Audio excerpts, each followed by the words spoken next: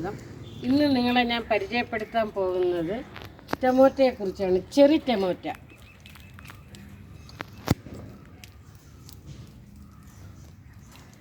എനിക്ക് അധികം സ്ഥലമില്ലാത്തതുകൊണ്ട് എൻ്റെ റോസാ ചെടികളും സിനിയ ചെടികളും ഇടയിലൊക്കെയാണ് ഞാൻ ഈ ടൊമാറ്റോ തൈ നട്ടേക്കുന്നത്.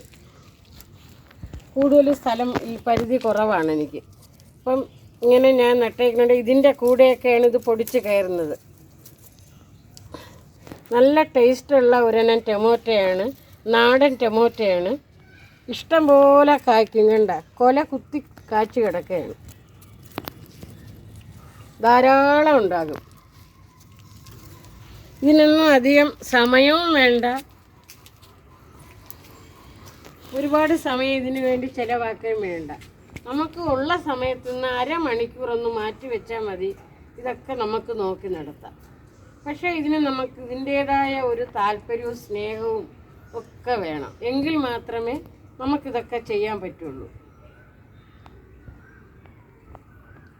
ഇതിലുള്ള ഞാൻ കൊടുക്കുന്ന വളങ്ങളെന്ന് വെച്ച് കഴിഞ്ഞാൽ വേപ്പിൻ പിണ്ണാക്ക് വെള്ളവും കടല പിണ്ണാക്കിൻ്റെ വെള്ളവും ഒരാഴ്ച ഇട്ട് വെച്ചിരുന്ന് അതാണ് ഇതിന് നൽകുന്നത്.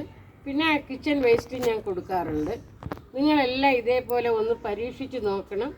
എന്നിട്ട് എൻ്റെ കമൻറ്റ് ബോക്സിൽ നിങ്ങളിതെല്ലാം അറിയിക്കണം, അഭിപ്രായങ്ങൾ. ബൈ.